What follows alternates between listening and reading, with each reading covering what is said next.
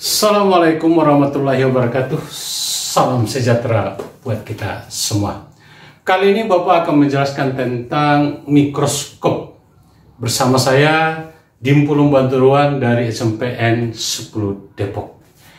Kata mikroskop berasal dari bahasa Yunani yaitu mikron dan skropos. Mikron artinya kecil, sedangkan skropos artinya melihat. Jadi mikroskop artinya alat untuk melihat objek yang sangat kecil yang tidak bisa lagi dilihat oleh mata telanjang. Sebelum menggunakan mikroskop, kita harus mengetahui terlebih dahulu bagian-bagian dari mikroskop serta fungsinya. Secara umum, mikroskop terdiri dari dua bagian, yaitu bagian optik dan bagian mekanik. Bagian optik mikroskop terdiri dari satu, lensa okuler. Lensa okuler terletak dekat dengan mata pengamat dan berfungsi sebagai kaca pembesar bagi bayangan yang dihasilkan oleh lensa objektif, sehingga benda yang diamati terlihat lebih besar. Misalnya diperbesar 40 kali, ratusan kali, bahkan ribuan kali. Yang kedua, lensa objektif. Lensa objektif terletak dekat dengan objek yang diamati dan berfungsi untuk membentuk bayangan yang lebih besar dari objek.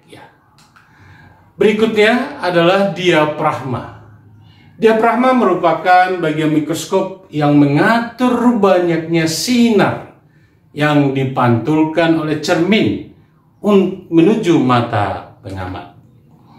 Berikutnya, reflektor. Reflektor adalah cermin datar atau cermin cekung yang berfungsi untuk memantulkan cahaya ke dalam lubang diafragma atau meja objektif. Reflektor terdiri dari dua cermin, yaitu cermin datar dan cermin cekung. Untuk menggunakannya tinggal dibalik saja. Cermin datar digunakan jika cahaya cukup terang, sedangkan cermin cekung kita gunakan jika cahaya kurang terang. Baik, berikutnya kita akan membahas tentang bagian mekanik dari mikroskop. Yang pertama, pemutar halus atau sering disebut mikrometer.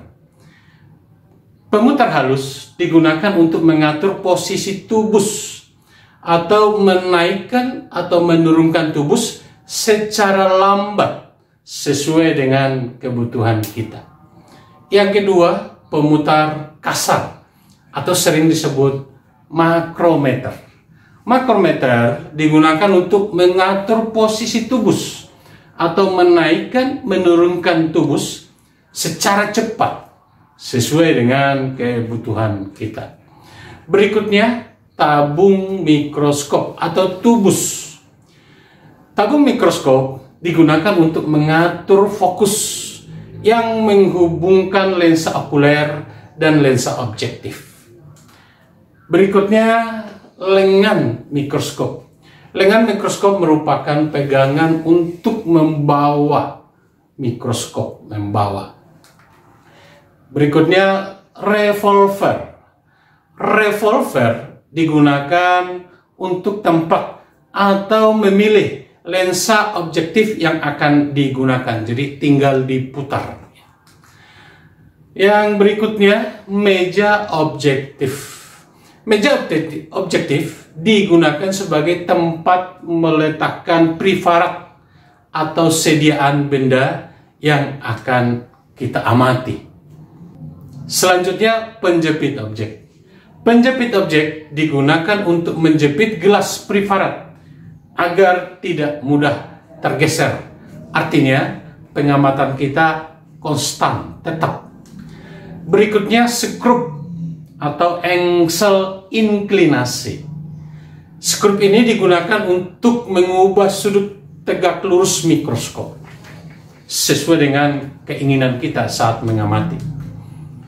Berikutnya, kaki mikroskop kaki mikroskop merupakan penyangga mikroskop ya, seperti tapal kuda. Baik, selanjutnya Bapak akan menjelaskan bagaimana cara menggunakan mikroskop. Yang pertama, cara membawa mikroskop. Mikroskop dibawa dengan tangan pertama menumpu bagian bawah dan tangan yang lain memegang lengan mikroskop. Hal ini berfungsi untuk kita membawa mikroskop aman dan tidak terjatuh. Karena mikroskop adalah barang yang mahal dan nilainya tinggi. Kedua, saat melihat objek benda yang diamati, gunakan terlebih dahulu perbesaran yang kecil, mulai dari 10 kali, 40 kali, dan seterusnya, sampai kita memperoleh gambar objek yang sangat jelas. Ingat, jika bayangan belum jelas, jangan menggunakan perbesaran yang kuat. Gunakan perbesaran mulai dari yang lemah atau kecil sampai ke perbesaran yang lebih besar secara bertahap.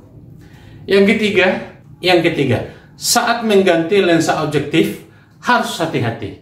Jangan sampai terjadi benturan antara lensa objektif dengan spesimen yang akan diamati.